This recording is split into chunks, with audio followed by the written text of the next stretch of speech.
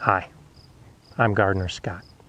Tomatoes are the American gardener's favorite plant. To get big plants and a lot of fruit, it helps to know exactly the best way to plant the tomato plants. So join me as I show you how I plant tomatoes for the best harvest.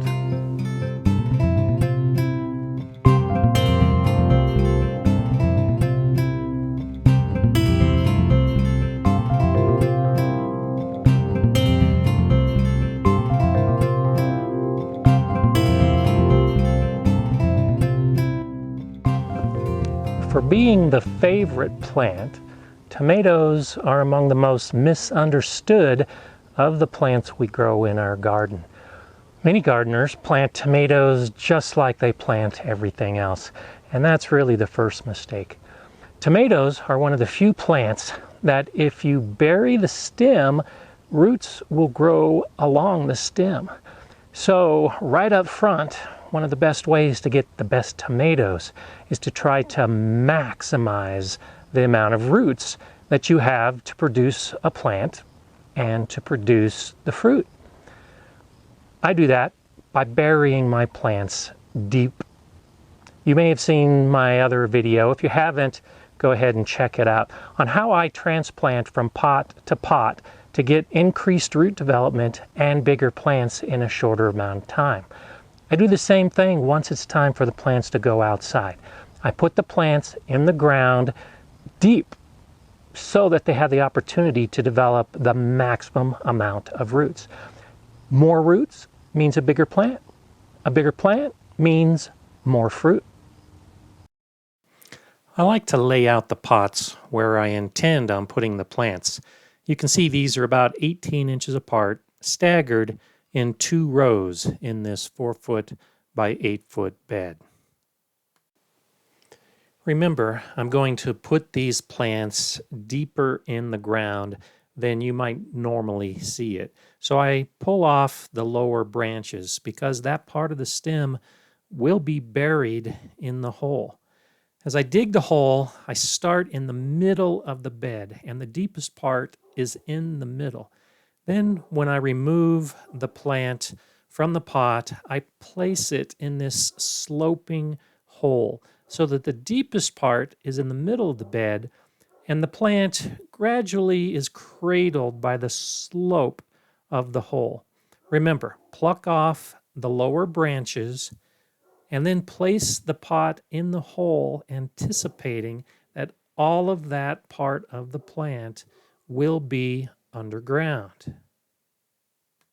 The primary reason for planting this way is to get that root development all along the stem. But there's another reason that I staggered these plants and put the root ball in the middle. As they grow, the plants will actually shade this middle section. And when I water, all I'll have to do is water this middle section, and all of the roots will end up being watered. And I'll just continue this process through the bed, taking off the lower branches, taking the pot out of the hole. Sometimes you'll see that there might be a natural bend in that stem, and I'll take advantage of that so that when I put it in the hole, it helps the plant kind of peak upwards a little bit more. I don't want to bend the stem in any direction that it's not naturally growing. And then with all of the plants in place, I want to make sure that I water the bed very well. With plants this size, those root balls are going to be 6 to 8 inches deep. They could definitely be deeper holes if the root ball and the plants are bigger to start with. I water the entire bed, then I'll come back and water it again, letting the water pool up on the surface and then giving it time to drain down to where the roots are. As the plant grows, as long as you keep the soil moist, roots will develop all the way along the stem, which makes for a really expansive root system. When it's all watered, then I start the mulch. I like straw mulch. It's organic. It will break down in time. It will basically end up being turned into the soil at the end of the season to help add organics. I want to cover the entire bed. This helps again with that watering. And I'll get around each individual plant, making sure that all of the soil underneath the plant is covered by the mulch to a depth of just 2 or 3 inches at this point. Later, I'll come back and I'll add more mulch. But for now, I want to try to cover every speck of soil. Any soil that might be exposed to the sun will dry out, and that could potentially cause the rest of the bed to dry out. So I'm just trying to cover everything that I can cover in the bed at this point. And then with all the mulch in place, I come back and water again. This helps the straw settle down so it doesn't blow away as easily. And it's one more opportunity to get water to soak down through the soil to those roots that are buried deep. Once your tomato plants are in the ground, you might be a little concerned that they're growing sideways, that they're parallel to the ground. Don't be worried. Like most plants, as soon as the plant starts getting that root development and starts growing, it's going to grow vertically, straight up. In just a few days, you will notice a dramatic difference. And after a week, you won't even know that you had planted them sideways. And when they start growing vertically and they get a little bit bigger, I already have the trellis in place so that I can tie off the plants and they'll grow up the trellis. Look for the link at the end of the video so you can see how I made these trellises. I follow this pattern throughout the garden, putting the plants in the ground, putting the mulch in place, then putting the trellises in place, and then letting the tomatoes grow up the trellis. So you've seen how I put tomato plants in the ground using a sloping trench to get the root ball deep and start developing roots along the stem.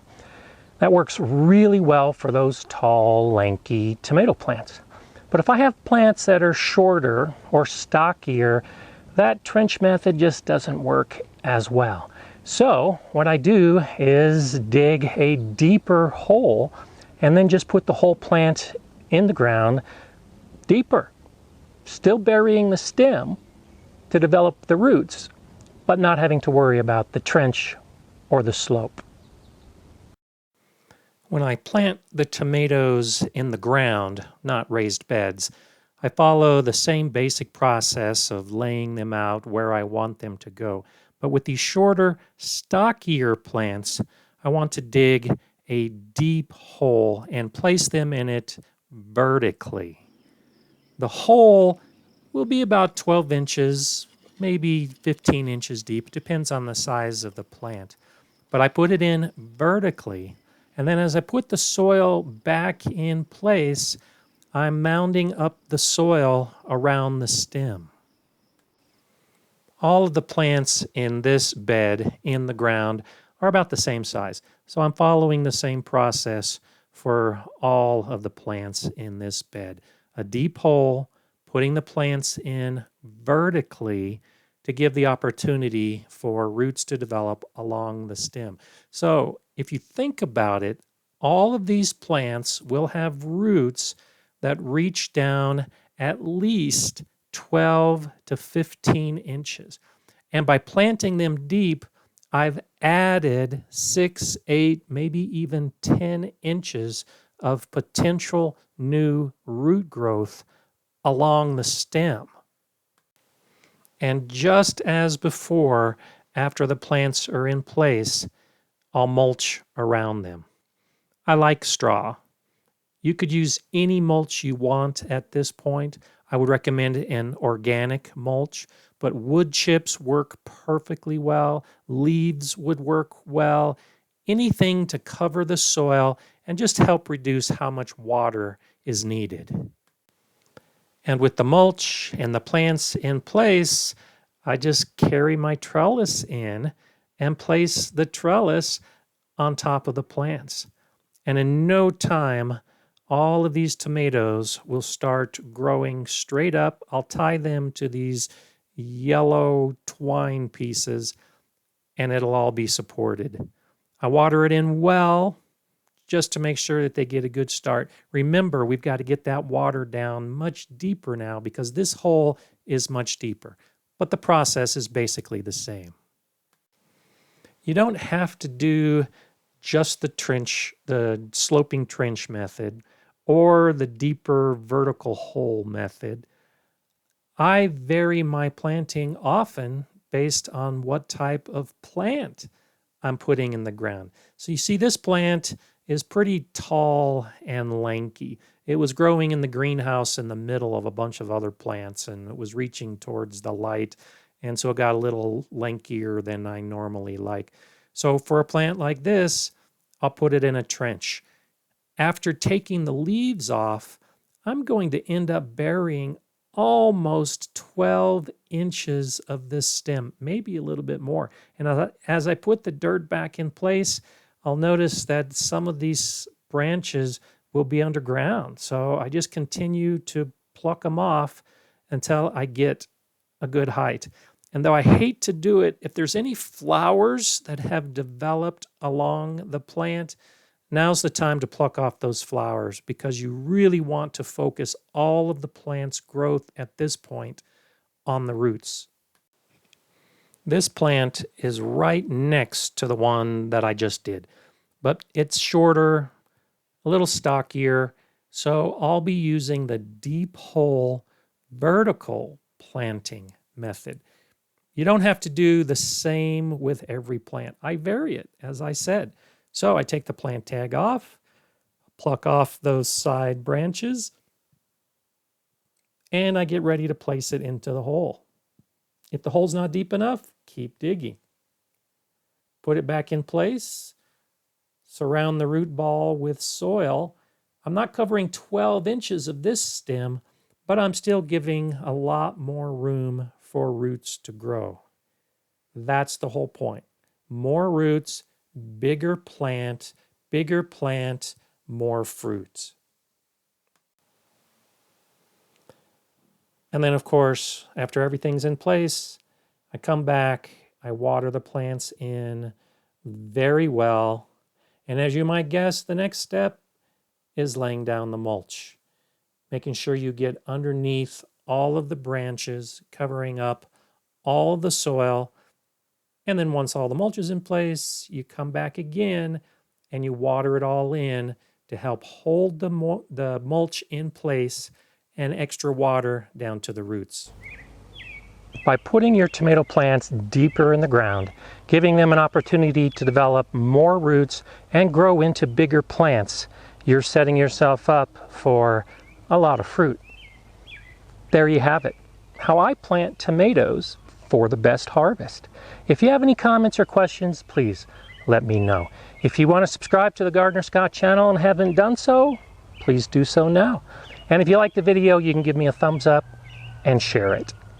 I'm GardenerScott. Enjoy gardening.